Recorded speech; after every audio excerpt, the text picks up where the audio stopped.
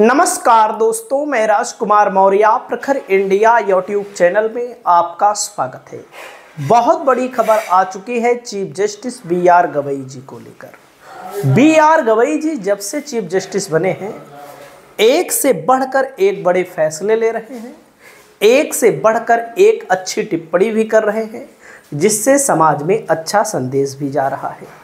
लेकिन दोस्तों, बी.आर. गवई जी जो दलित समाज से आते हैं, बौद्ध धर्म को मानते हैं, इन्होंने कई मौक़ों पर कहा हमारे लिए संविधान सर्वोच्च है, हमारे लिए बाबा साहब सर्वोच्च हैं। तो इस चीज़ को लेकर के बहुत सारे लोग बी.आर. गवई जी से चिढ़ते भी हैं। सोशल मीडिया पर बी.आर. गवई जी को लेकर आपत्तिजनक टिप्पणी भी की जाती है। लेकिन अब जो खबर आ चुकी है दोस्तों, टिप्पणी से 4 कदम आगे किया गई है। क्या है मामला? मामला है इनके ऊपर दोस्तों हमला हो गया है। हमला कैसे किया गया है? जूतों से हमला किया गया है। आप लोग यहाँ पर पहले खबर देखिएगा, मामला क्या है, किस मामले को लेकर के हमला किया गया है। देख सकते हैं, सुप्रीम कोर्ट में सीजीआई गवई पर हमले की कोशिश का मतलब जूता फेंका गया। अब जैसे किसी ने जूता फेंका, पहुंचा नहीं तो हमला ही तो माना जाएगा। कोर्ट रूम में वकील ने जूता फेंका, नारा लगाया, सनातन का अपमान नहीं सहेगा हिंदुस्तान। क्या है मामला? इस मामले को आगे समझते हैं। देख सकते हैं दोस्तों, सुप्रीम कोर्ट में सोमवार को एक वकील ने सीजीआई बी.आर. गवई पर हमला करने की कोशिश की। यह घटना उस समय हुई जब सीजीआई की बेंच एक मामले की सुनवाई कर रही थी। कोर्ट रूम में मौजूद वकीलों के हवाले से न्यूज़ एजेंसी पीटीआई ने बताया कि वकील ने सीजीआई की तरफ जूता फेंका। आप सोचिए, इतने बड़े पद पर चाहे बाबा साहब भीमराव अंबेडकर जी रहे हों, चाहे उत्तर प्रदेश की पूर्व मुख्यमंत्री मायावती जी हों, चाहे कांग्रेस के राष्ट्रीय अध्यक्ष खड़गे जी हों, जो भी दलित समाज से आता है, बी.आर. गवई जी तो इन सबसे बहुत आगे हैं। तो आप समझ सकते हैं, बाबा साहब के बाद माना जाए, बाबा साहब का स्थान तो कोई ले नहीं सकता, आप सबको पता है। और बी.आर. गवई जी के बारे में आप सब जान रहे हैं, चीफ जस्टिस बने हैं, देश के दूसरे दलित चीफ जस्टिस हैं। तो बहुत सारे लोगों को अखरता है और बहुत सारे लोग चिढ़ते भी हैं।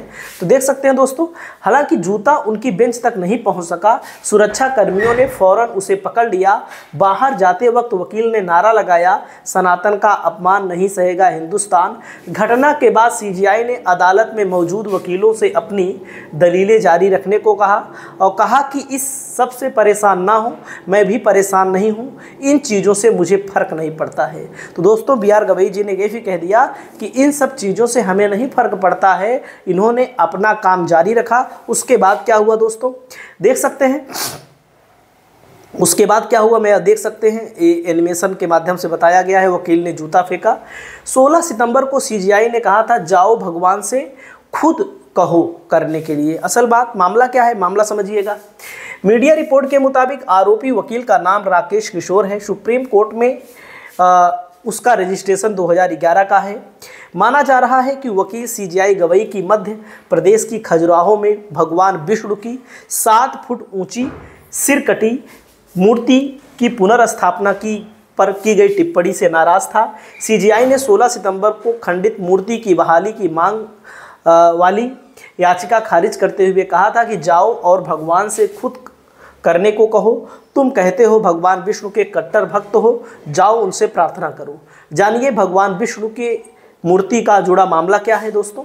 मामला है दोस्तों कि बी.आर. गवई जी ने भी कह दिया था कि इस मामले में हमारा उद्देश्य कोई धार्मिक भावना को ठेस पहुंचाना नहीं था।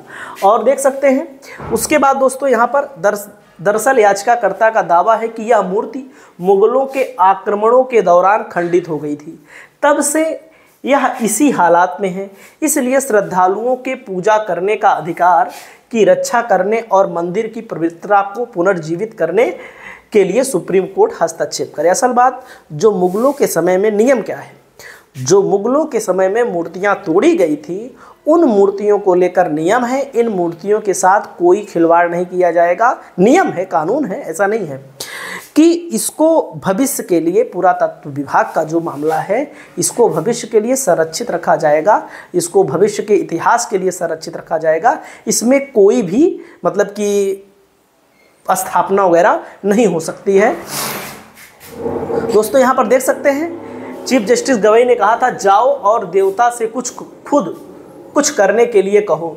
तुम कहते हो भगवान विष्णु के कट्टर भक्त हो, जाओ प्रार्थना करो। यह पुरातात्विक स्थल है, एएसआई को अनुमति देनी होगी। माफ़ करना, मतलब असल बात इस मामले में जो अनुमति देता है एएसआई एजेंसी है।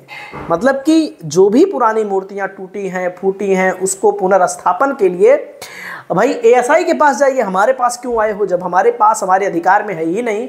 और इस मसले को लेकर एएसआई का नियम है कि कोई भी मूर्ति अगर टूटी हुई है, मुगलों के ज़माने की मूर्ति है, तो उसको जैसे है यथा स्थिति वैसे बरकरार रखा जाएगा ताकि उस पर अध्ययन वगैरह किया जा सके भविष्य में।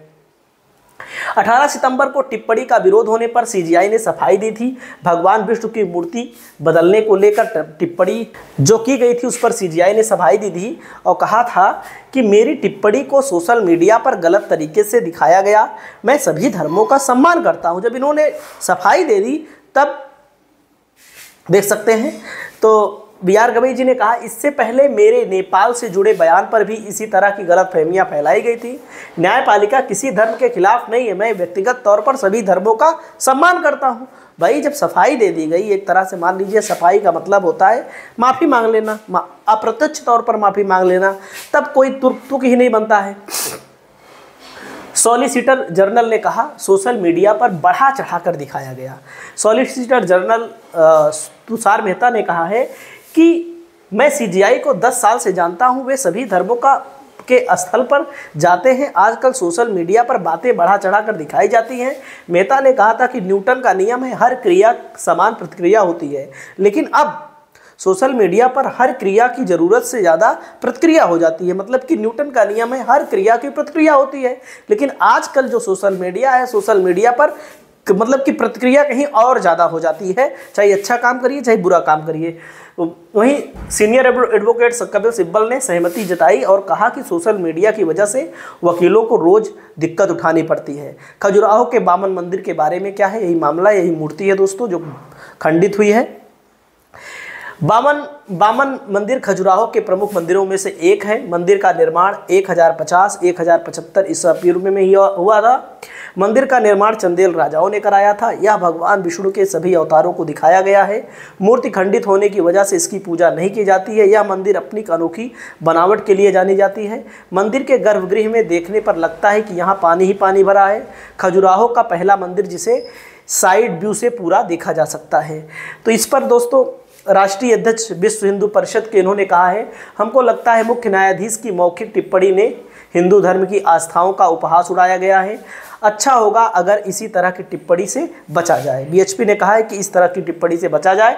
वैसे भी आप सब जानते हैं कोई भी टिप्पणी दलित समाज से, कोई नेता हो, कोई अभिनेता हो, कोई बड़े पद पर हो, कोई मुख्यमंत्री हो, प्रधानमंत्री हो, कुछ भी हो, अगर कोई टिप्पणी की जाती है तो उसकी प्रतिक्रिया कहीं ज़्यादा दिखाई जाती है।